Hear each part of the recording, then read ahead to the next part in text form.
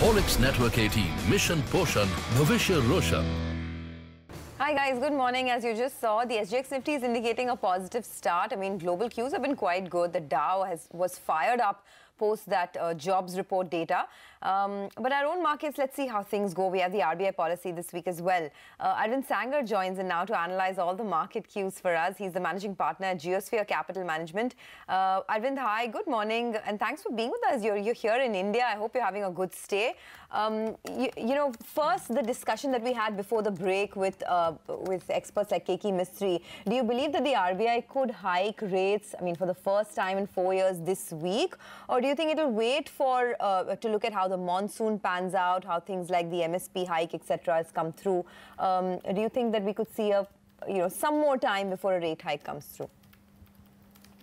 I think my guess is that RBI, you already had two of the MPC members last time who wanted to hike rates, and I think given some of the stresses that global currencies have seen, some of the weakness in the rupee and oil prices, my guess is the RBI is probably going to end up raising rates just to be safe and not just wait for the monsoons, because it's not just a domestic factor, but there are global factors at play, and therefore my guess is that they're more likely to raise than not. But whether they raise this time or they raise the next time, the reality is that interest rates in India have bottomed and are turning up, and now it's just a question of speed and magnitude. So I don't think if the growth is there, I don't think a rate hike is a bad thing, but I think the challenge is going to be the bottom-up growth is good, but what are the macro factors that might be moderate headwinds for the growth? Okay, I'm coming to the growth question, Arvind, but so good to have you in Mumbai, but not so good to have you so far away in a remote studio in NSE. We would have loved it if you had been with us here in our Parel studio. But nevertheless, I guess we'll catch up later on in this visit. Well, let me just take this growth argument forward. The US economy is really firing 233,000 jobs. In India, we are at the moment faced with several brokerages actually cutting earnings after the fourth quarter numbers. Now, global growth will rub off on India. How would you look at the Indian markets, even headline Nifty number? Do you think this global growth wave can take it higher? I don't think most Indian companies, except with a few exceptions like IT services, are really that dependent on global growth. Most of the sectors in India that are, drivers of Nifty are more domestic facing. And so, higher oil prices are a bit of a headwind. But I think, we've seen some good micro data, as Keki Mistry was also saying earlier. I think that the growth seems to be fine. The individual numbers may be, moderating here or there. But I think, to me, there are two flies in the ointment in India, and it's not bottom-up growth. It's oil prices, which I'm actually very nervous about, the fact that oil prices could surprise on the upside, and I can explain why. And the other point being, the political uncertainty and whether that's going to create, more nervousness in the market participants. So those are the two macro factors. On the micro front, I feel that the growth numbers in India will get better, not because global growth is better, but because India growth is better, and global growth helps modestly, but not hugely. Okay. In that context, how would you analyze the possibility of a lot of downgrades that brokerages have come out with this morning? I mean, I'm just going through some notes. CLSA has cut their FY19 Nifty EPS by 3%. UBS has cut their FY20 Nifty earnings consensus EPS by about 3%. A lot of people believe that earnings revival, it'll take some time before that comes through. Are you in that camp? I think the earnings revival is going to happen this year. The question is whether it'll beat expectations. I think we're all expecting that post, the shocks of demonetization and GST implementation, that growth is going to be better this year. So I don't think any of the estimates, even the ones that are being cut, are ones that are not expecting a growth revival. It's just the question is whether the growth is going to be as strong. And I think, the headwinds of higher oil prices and higher interest rates are going to, at the margin, be potential slight negative factors in terms of growth. So I think the growth story in India has been, disappointing in the last few years. This year, I think, just as it's getting ready to take off, there are headwinds, and I think the biggest fly in the ointment, in my opinion, is oil is headed to 80, mid to high 80s, and this temporary hiatus is going to be giving people a false sense of security. So that's one that I would, that I'd be very careful about. Okay. Well, let's come to a couple of individual sectors. How would you approach the finance sector? We already discussed rate hikes and, the deficits. Would you still go with the retail banks? I think, the banking sector has had a great run. I think everybody is seeing the retail opportunity. Everybody's chasing after it. So, in U.S. baseball terms, we're in the, 7th or 8th innings of a 9-inning game in terms of playing the retail banking cycle. So, there is still some room to go, and I don't think they're over yet.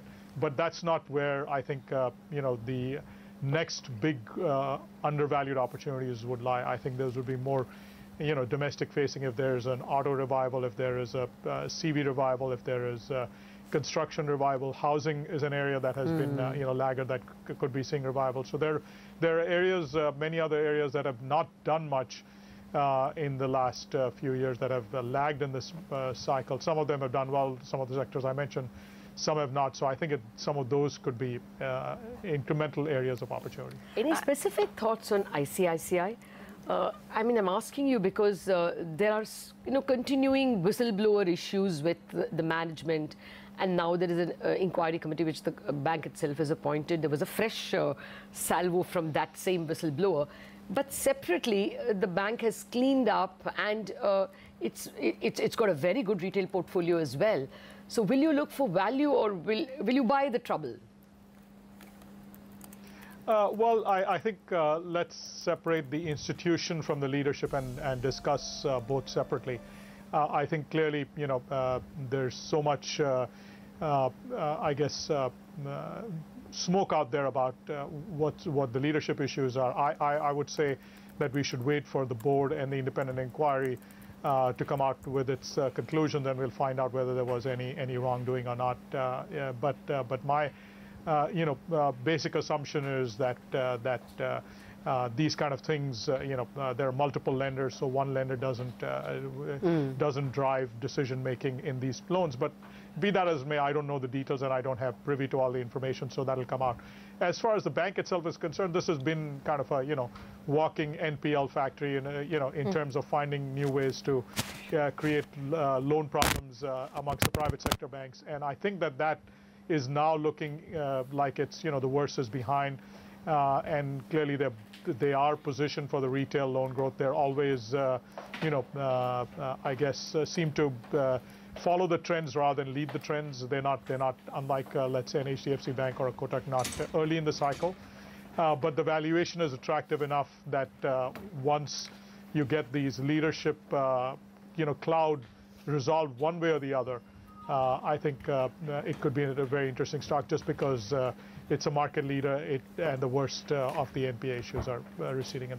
Okay, in fact, that is the consensus view, that the valuations are so attractive now for ICICI Bank, and once this clarity emerges, then things could look good. But I also wanted your thoughts on a slightly larger issue. I mean, the Lok Sabha by-poll results have put the BJP on the back foot as far as 2019 is concerned.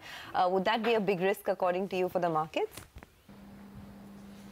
I think it's going to keep markets interesting for the next 1 year. I mean, I think we're all going to be, somewhat chewing our fingernails in nervousness at what might be in the political, cards to come in the next 12 months. And I think that's another factor that businesses may be slightly nervous about too.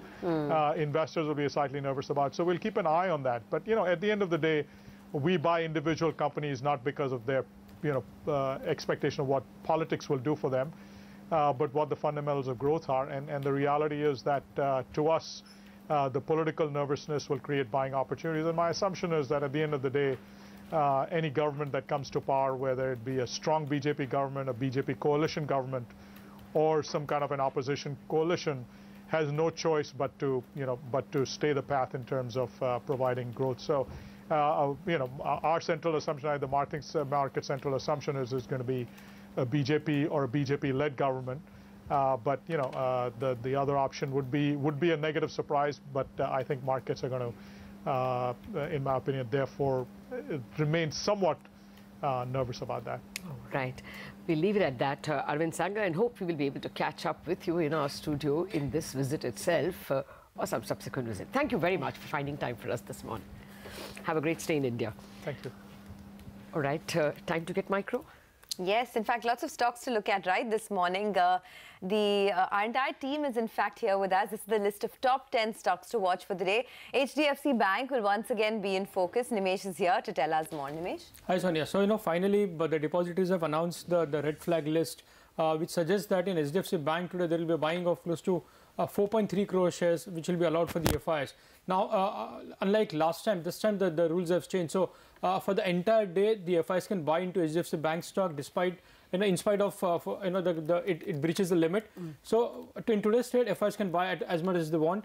The rule says that, if there is excess buying in HDFC Bank shares by the FIs today, within the next 5 days, proportionately, the FIs will have to square off their position. So they have a 5-day window to sell those shares. So last time what happened was intraday there was a close, and a lot of the trades were to unwound intraday itself. So that's not going to happen this time. So it's a new monitoring system but now the onus is on depositories.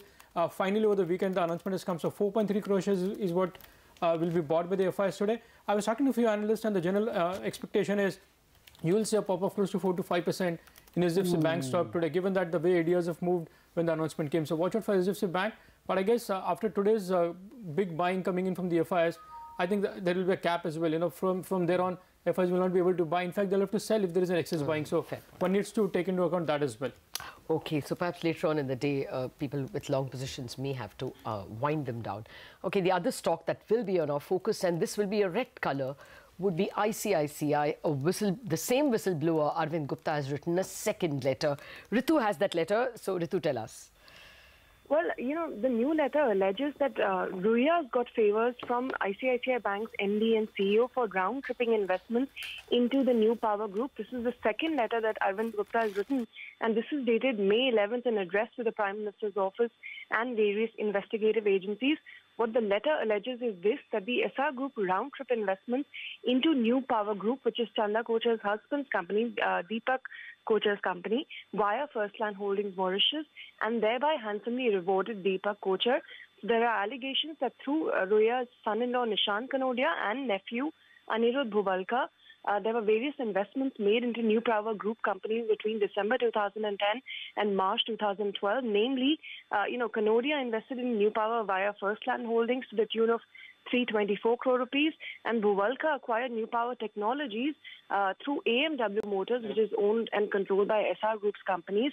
And while these dealings were happening, SR Group in return got sweetheart deals from ICICI Bank's overseas branches in Singapore, UK and New York to acquire SR Steel Minnesota in the US and Algoma Steel in Canada, and lent $530 million to SR Steel in 2010, $350 million to SR Oil to acquire Standard Refinery in UK. All right, Ritu, thanks a lot for that. As somebody aptly asked, is this the beginning of the end for Chanda Kocher? But Lata, what about the merger of some banks that a report is talking about? Just a word, Ritu wrote to ICICI. We haven't got a reply, but PTI reported the reply. It says it will be totally inappropriate and misleading to attribute any wrongdoing motives to ICICI Bank for these loans. It's a longish reply, but that's the sum and substance. Okay, there's this report in the Mint which says that for loss-making banks, that's IDBI Bank, OBC and Central Bank will be merged into BOB. Now, the same report also says that the Department of Financial Services is also looking to privatize IDBI and bring the government stake under 51%. My own sense is neither of this is going to happen in this government's term. This may have a negative impact today on BOB and IDBI, but it would be really foolish to sell it on this news. It is impossible to get this done within a year's time.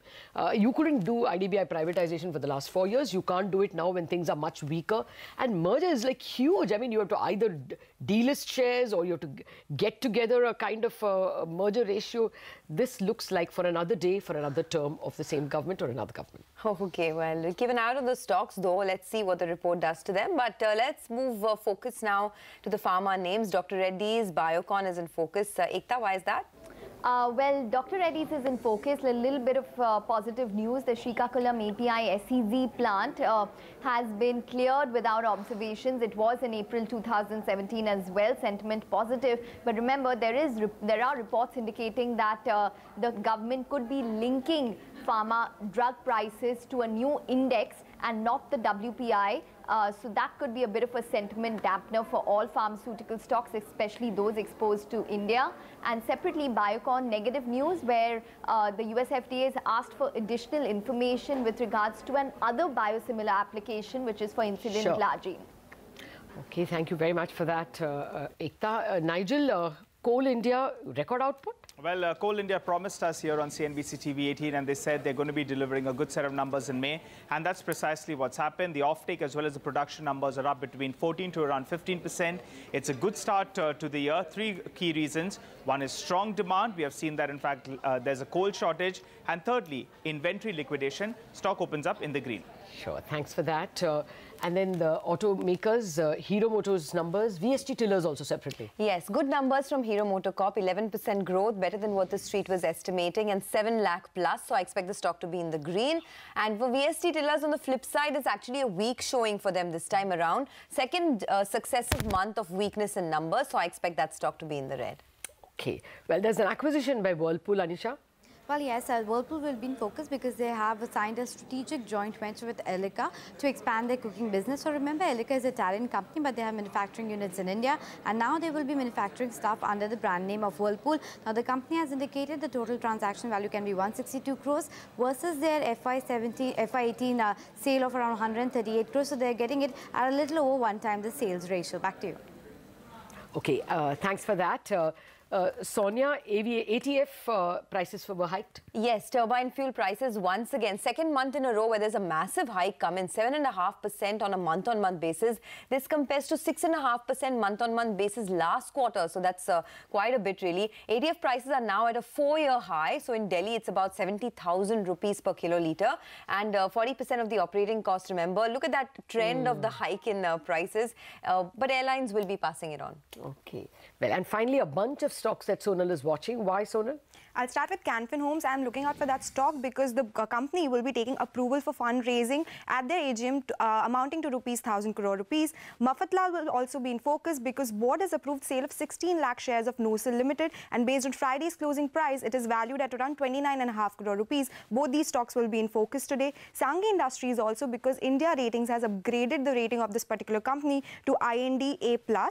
Som Distilleries will be raising funds to around 136 crores, 100 crores by preferential issue of equity shares and 36 crores by converting preferential shares to warrants by the promoters. Another stock that will be in focus will be Gujarat Fluorochemicals because it has issued a guarantee to Yes Bank in respect of 100 crore loan given to Inox Wind. Expect that stock to be in red today.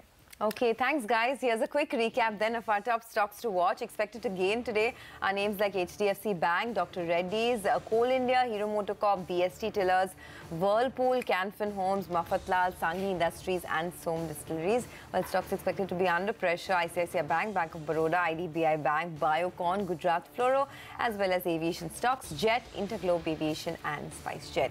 We'll take a break, but on the other side of the break, our technical gurus, Ashwini Gujral, Sudarshan Sukhani and Mitesh Thakkar will tell us how to approach the week.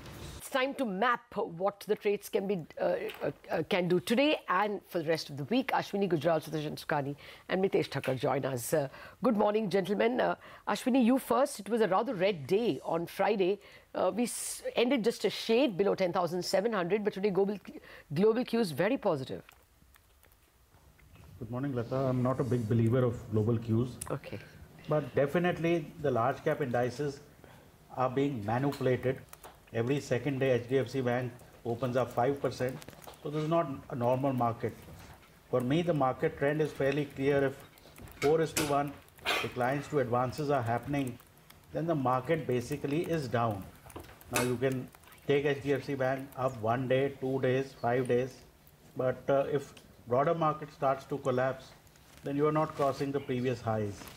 So if HDFC opens up 5%, my attention would be on the mid caps because half an hour later, the mid cap index starts to collapse.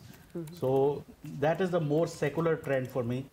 You know, this moving stocks around because of rules getting changed that, disturbs market momentum according to me.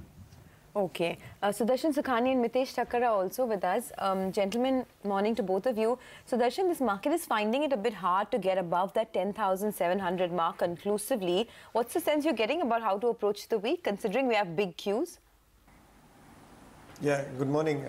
See, I think the markets are willing to go higher. It's just a matter of chance that at every resistance point, markets will pause and then consolidate. So that's a process that's normal. So I'm a buyer in the Nifty. I was a buyer on Thursday when the markets were at 10,650. When the futures are today at 10,720, I would still be buying the Nifty. Okay. I'm looking at something at least 10,800 or 800 plus. So the trade here is to go long in the Nifty, but avoid the Nifty bank for the news that could come in. Okay. Well, good morning, Mitesh. Your Nifty trade? Yeah. Good morning, Lata. So my sense is more of a range-bound kind of situation. Most of the indicators which we track on the index are turning flat. So closer to about 10,750, 775 on the upside should be the upper end of the range. 10,560, 580 on the downside should be support area. We have a mild positive bias given the fact that the intraday charts are still positive, so maybe we'll hit the upper end of the range first. So for the time being, at least today we'll trade with slightly more of positive bias, but looking to take profits closer to about 10,750, 770 zones. Okay, let's talk about individual stocks then very quickly. Ashwini, the space to be in over the last month has been consumption. Within that space, you like Nestle, and what else are you looking at? See, I like everything which has strong brands, and the stocks are trading at all-time highs, because it's clear that's where the money is moving. So Nestle is a buy, still a buy with a stop of 9,800, target of 10,250. KPIT is also hitting fresh highs, although techs are kind of lukewarm. This is a buy with a stop of 280, target of 295. And now for the sells, Century Textile is a sell with a stop of 920, target of 895. BEML is a sell with a stop of 890, target of 865. And Federal Bank is a sell with a stop of 86, target of 78. More sells than buys. But Sudarshan is compensating with an all-buy list. Yeah, yes, it's almost all buys.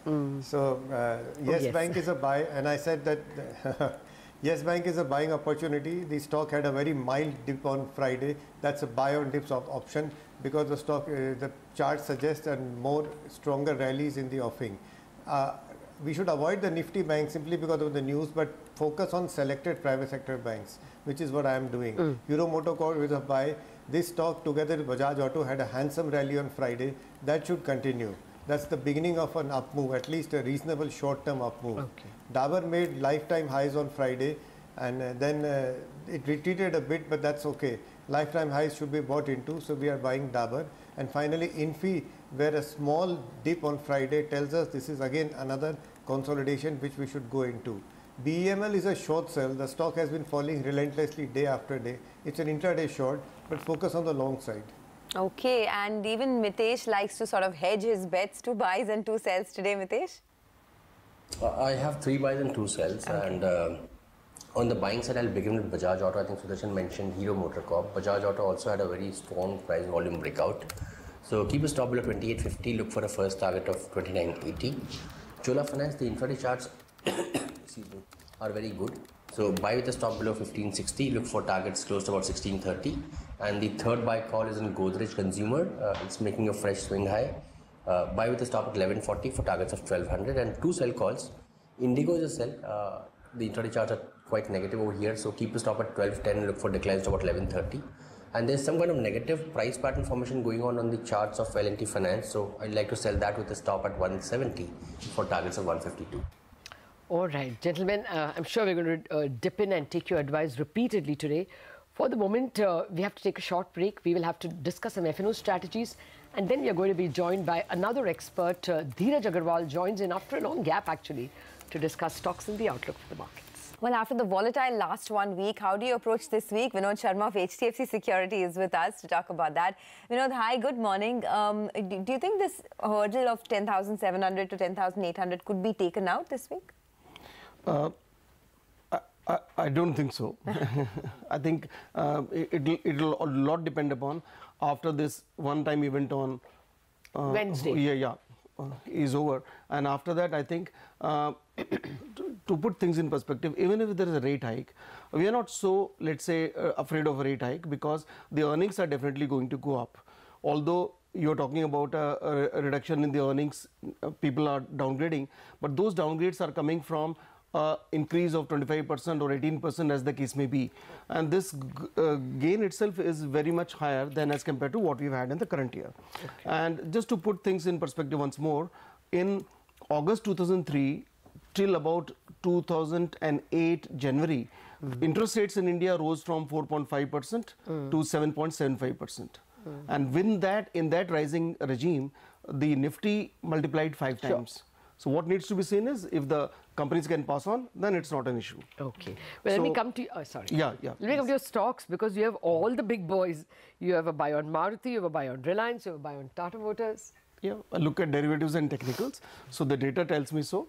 So Maruti, we have seen small open interest being built around 1%, but the stock went up by 3%.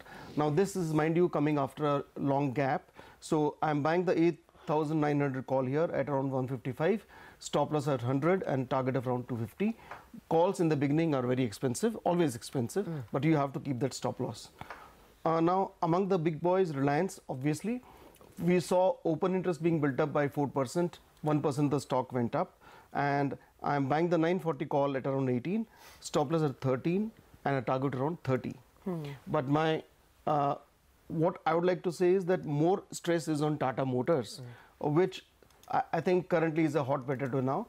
People don't like to touch it, but considering the fact that we have seen open interest being built to the extent of 2%, the stock went up by 2%, and some data also coming in which will support this view. I am buying the 300 call at around 7.5, target around 5, and stop loss at 5 and a target around 13. Okay, you have a few more, right? Yeah, two. Sells. Yeah. No, not sells. No. Okay. All buys. Okay. BPCL, although the crude fell by 1.8%, and this morning in electronic trade it has recovered a bit, but still it is almost 1% lower than at the time that we closed on Friday. So I am buying the 410 call in BPCL at around 15, stop loss at 11 and target around 24. Playing the airlines also could do equally well, but the other stock I am buying is Chola Finance. 4% OI, 3% stock went up, and I'm buying the 1600 call at around 46, stop loss at 35 and target around 70. Okay, thank you very much, Vinod, for joining us with your strategies this morning. With that, Dheeraj Agarwal is here. Good morning, Dheeraj. What a pleasure having you with us in the studio. Well, first up, the question we are asking everyone, this is a big growth number that we've got from the United States and a lot of the Indian companies, the IT companies, Reliances, metals, all of them are hinged on global growth. So would we have a good thing going in spite of our domestic issues? I think if we look at longer term, answer is yes. Shorter term, the market is facing some amount of challenges. So it's improving improving macro in some aspects, but deteriorating macro as far as domestic macro numbers are concerned. So the market is trying to struggle and find its feet between two conflicting signals at this point. Okay. But to answer your question, yes, I think so. Okay, Dheeraj, hi, good morning. I cannot not ask you about ICICI Bank because everybody's talking about that, new whistleblower allegations, etc. You think this is a good time to be buying ICICI Bank stock, considering that if the cleanup happens, then it could just be one way up? I mean, I normally don't comment on individual stocks, as you know, but I mean, I think they're trying their best to put past behind, and at the margin, recoveries, etc., will start improving going forward. Generally, corporate banks then? Generally, corporate banks then, I think, should start looking up after this round of cleanup. So there's been very aggressive provisioning in the last couple of quarters. And we have seen, as we have seen in the last couple of NCLT cases, there'll be possibilities of write-backs rather than additional write-downs. Okay. Yeah. So which is positive for all banks. Okay. No, it's just whether there will be one more quarter of bleeding, and would that be the time to buy, or would you already be buying? That's a tough call. Okay. Okay. Well, the other space that I wanted to discuss with you is consumption. You know, Ashwini Gujral was making a point that good brands and companies that are at all-time highs are doing well. So, you know, Page Industries, there's Pidilite, there's Nestle, Britannia. All these stocks have done well, but at all-time highs. Do you get a sense that it could get better? I worry a little bit about valuations. Yeah. So, I mean, the one thing which has happened in this bull market, I mean, by this bull market I define as the last 4 or 5 years, let's say starting 2013, is because it's been a low growth world, companies with predictable growth, even if they are slightly low, have been disproportionately rewarded with very, very high valuation. Just to give you an example, I mean, last time Unilever India used to trade in 50s, PE used to be 80s and 90s. But that time the earnings growth used to be to the tune of 27-28% per annum. Oh. Today we have same Unilever with earnings growth of 13-14% CAGR, but the PEs are at 60 times again. Okay. The reason is because the rest of the world, the rest of the market has not been growing. So if you look at it, let's say a 1 year or 2 year out, if this recovery in the economy that we are beginning to see at this point of time, if that gathers strength and other sectors of the economy start showing better growth, I worry a little bit about very, very high valuation companies, which are supported by growth, but not amply, I would say. So what would a fund manager do then? You know, the latest mutual fund data, not yet on AMFI website, is debt funds sold net last month. In May, they sold, and I don't blame them. Every time they buy something, the next day it's MTM provisioning. But if that is the case, then where will you put your money? If debt is as yet going to first bleed before it makes money, then money will come to equity. So where will you put the money?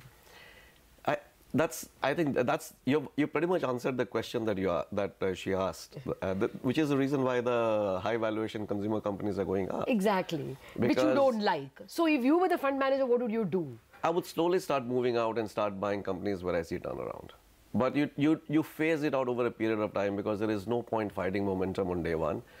I mean, the nature of the industry, mutual fund industry, is that if you underperform for 2 or 3 quarters, there can be a lot of heat on you. I'm glad you mentioned the word turnaround, because I wanted to ask you about some of these turnaround stories. You know, I know you don't want to mention stocks, but names, say, like Tata Motors, for example, there is an effort by the new management to sort of put everything in place, but at the same time, the macro environment is weak, you know, UK, etc. Would you use this as an opportunity to buy? If the macro environment is weak, I would avoid. So, again, market has been a little bit, while it's rewarding predictable growth, even if it's slow disproportionately, it's also disproportionately punishing where performance is not coming through. Even if you can see that in 2 years' time frame, it might improve. I mean, the case in point being, again, banks. So, it's a known fact that what happened last quarter was just an additional amount of provisioning because of new RBI guidelines. And none of this is actually new, right? So yes, none of this is actually any new slippage. The stress was known. Yeah, the stress was known. It's just the provisioning because the guidelines changed, and yet the stocks crashed. So I would be a little wary about things where management is doing the right thing, but the macro is still not supportive. So you can find stocks and sectors where both are coming together. It might take a little bit more time, maybe not this quarter, maybe next quarter. So those are the names where you start accumulating and start getting out a very, very high valuation. Would you still persist with metals? I think so, yes. Okay, there's more to go. I think so. I mean, metals is in my mind, is a structural story. I've been very positive in metals for the last 2 or 3 years, and I continue to be so. Okay. And one is a very structural demand-supply situation. Last 10 years, there is not much incremental global investments has gone into the space, understandably, because the prices had come down 60-70% from the 2007 peak. And even with the price recovery, the incremental investment in that space is only minuscule. And the trend of global protectionism that we see at this point of time, I don't think it's a flash in the pan. I think it will persist. How many years, I don't know, but it's not something which will go away so easily. Okay. So metal prices are going to be sticky and high. I mean, commodities being commodities, they'll be volatile and they'll be 10% up and down on short-term news flow. But on the whole, the trend is up. Okay, Dheeraj, we've run out of time, but thank you so much for stopping by and speaking with us, and we'll hope to chat once again. And do not keep such long gaps. Yeah. Thank you so much. I'll be back. Okay.